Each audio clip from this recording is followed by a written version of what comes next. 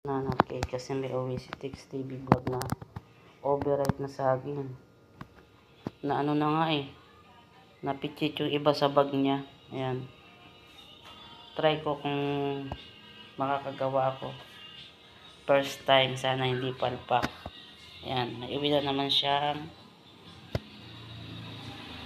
guyabano. Ayan. Try natin.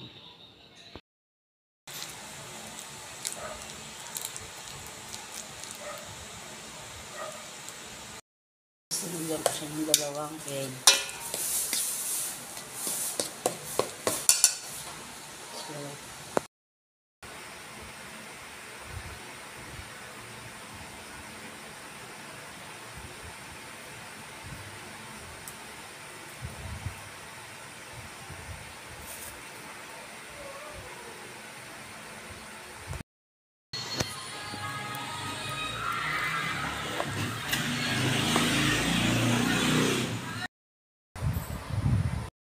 So, ayan. First time natin gagawin yan. Hindi natin alam kung padpak. Bahala na. Sasalang ko na siya sa air fryer.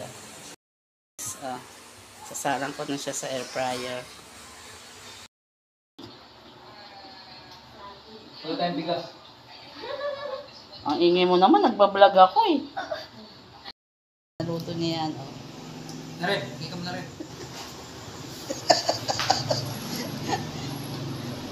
Ayan ang experiment ko. Na Nagawa pa ako ng turones. Ayan si Kulot.